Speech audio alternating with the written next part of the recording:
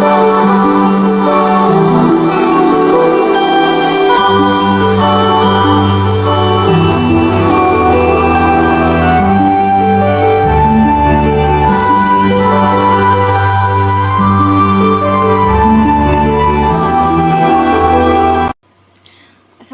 warahmatullahi wabarakatuh. Selamat pagi semuanya.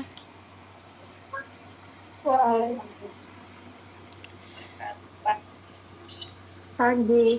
Oke, baik. Selamat datang di konseling kelompok pada hari ini. Oke, sebelum memulai konseling kelompok pada hari ini, alangkah baiknya kita untuk berdoa terlebih dahulu. Berdoa menurut agama dan kepercayaan masing-masing. Berdoa dimulai.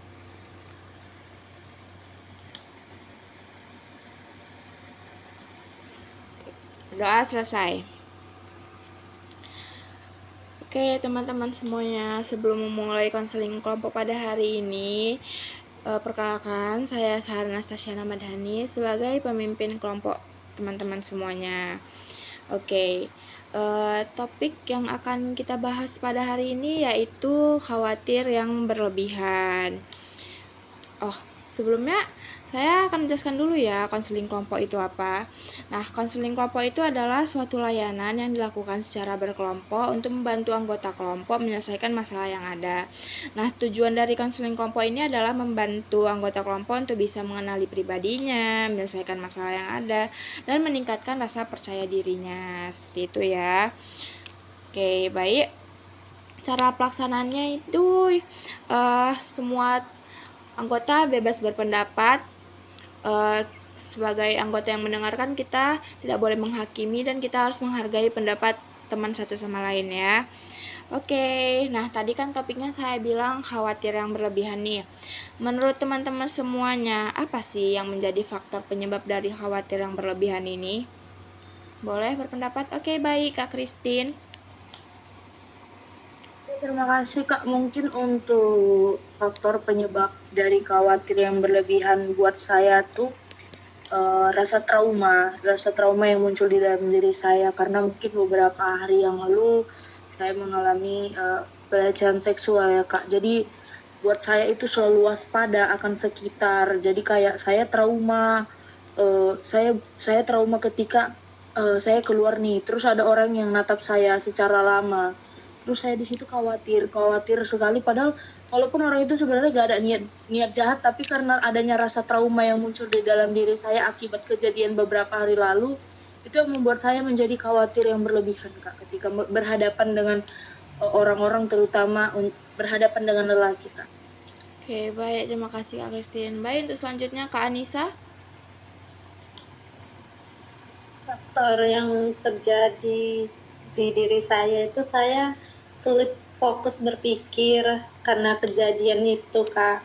Terus sering teringat pengalaman tersebut kayak sama yang dibilang Kak Christine tadi, trauma, dan muncul pikiran negatif tentang diri sendiri atau orang lain, terutama laki-laki kan Kak. Betul mengalami gejala stres, bahkan saya susah tidur, lelah gitu Kak.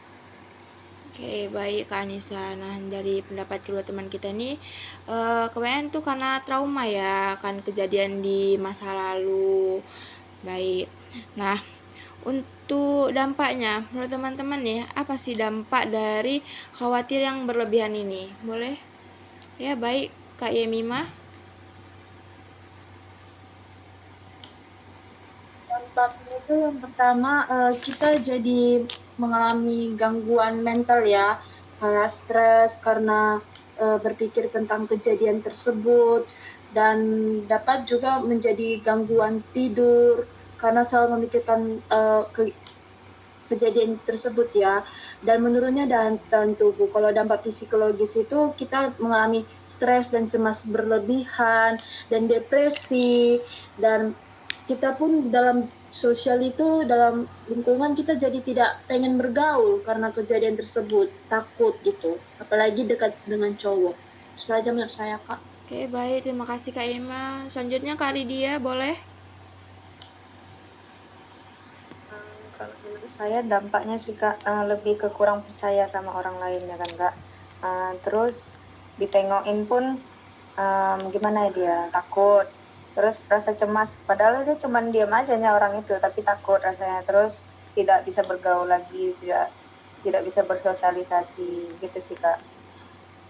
Oke, baik Kak Ridya. Selanjutnya Bang Andar boleh?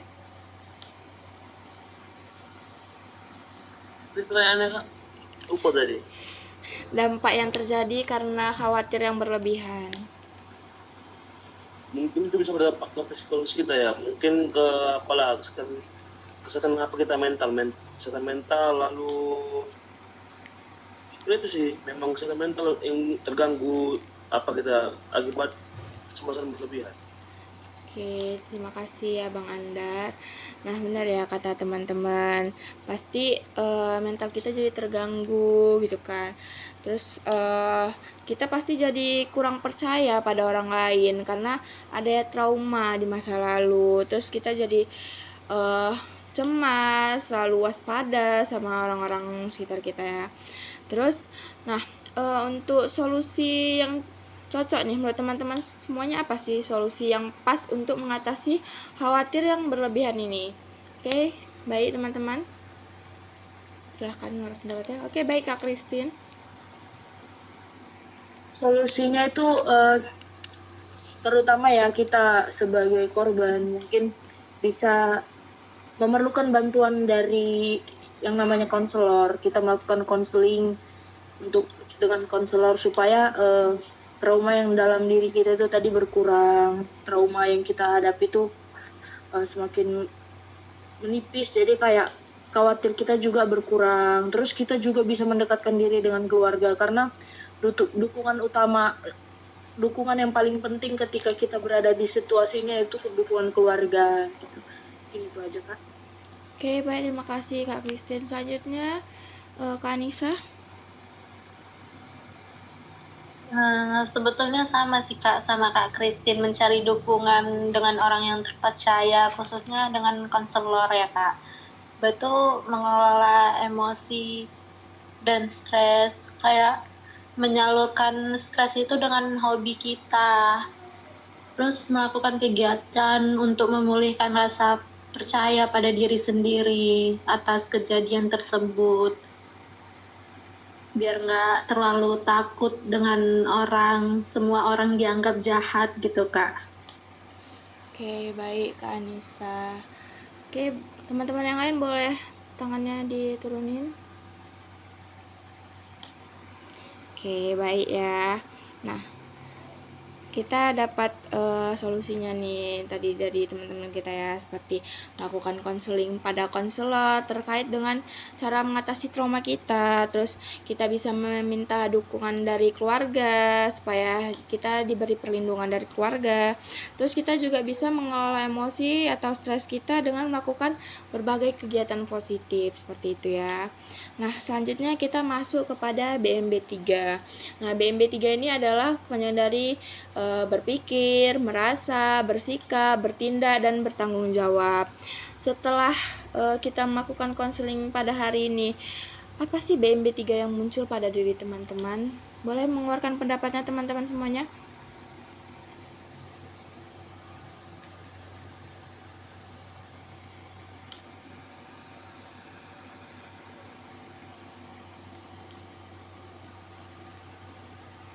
Oke, teman-teman, ayo berpendapat.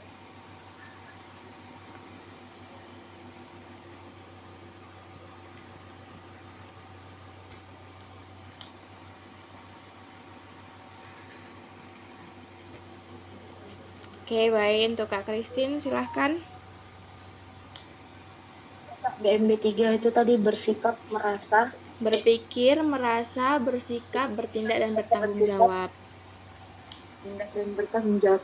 Oke, mungkin untuk berpikir, saya berpikir bahwa masalah tadi masalah Khawatir yang apa tadi berlebihan. topik? Khawatir yang Ulang. berlebihan. Ulang. Khawatir yang berlebihan ya. Iya. Oke Kak, mungkin untuk BMB 3 dari topik kita ini, yang pertama itu berpikir. Saya berpikir bahwa khawatir yang berlebihan ini memiliki dampak yang serius ya, yang menyebabkan trauma buat para korban yang mengalami. Terus untuk saya merasa bahwa ketika saya mengalami khawatir yang berlebihan, banyak hal yang dapat merugikan diri saya, seperti saya menjadi meminimalisir untuk interaksi dengan orang-orang di luar sana. Ya, untuk bersikap, mungkin sikap saya selanjutnya untuk menghadapi menghadapi rasa khawatir yang berlebihan ini, saya bersikap untuk lebih siaga lagi, kayak lebih menjaga diri lagi mungkin. Untuk saya bertanggung jawab dalam diri saya sendiri untuk tidak akan melakukan hal yang sama ketika saya mengalami kasus pelecehan seksual tersebut, seperti menjaga pakaian saya. Ya, untuk saya bertanggung jawab kepada diri saya sendiri agar apa yang saya alami ini, apa yang saya rasakan ini tidak menjadi trauma yang mendalam buat diri saya ke depannya. Mungkin itu aja, Kak. Oke, baik. Terima kasih Kak Christine karena telah memberikan pendapatnya terkait BMB 3. Nah, selanjutnya adalah kesan dan pesan teman-teman setelah melakukan konseling kelompok pada hari ini. Ya, baik. Boleh mengeluarkan pendapatnya teman-teman. Oke, baik Kak Anissa.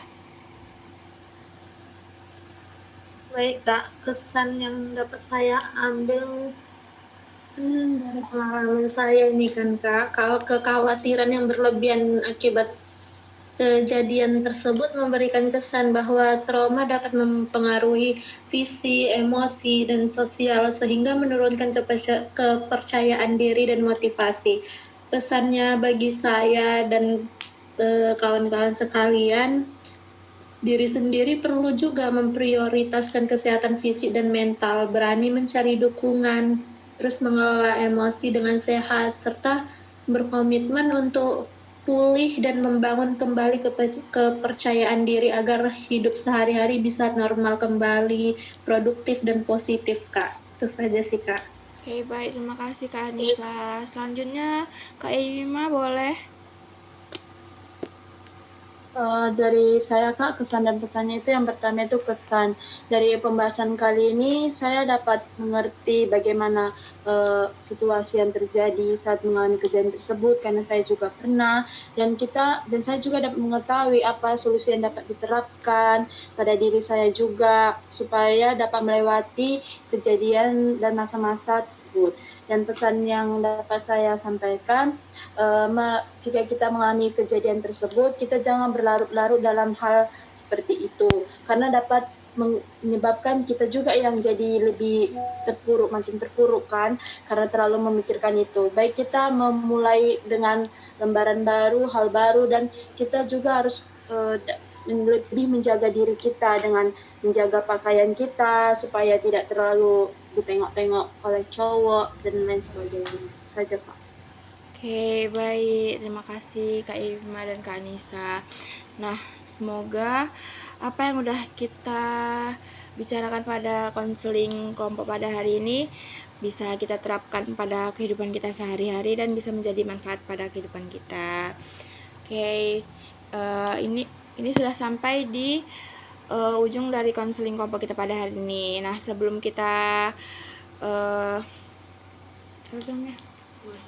sebelum kita mengakhiri konseling kelompok kita pada hari ini, alangkah baiknya kita untuk berdoa terlebih dahulu. Berdoa menurut agama dan kepercayaan masing-masing. Berdoa dimulai.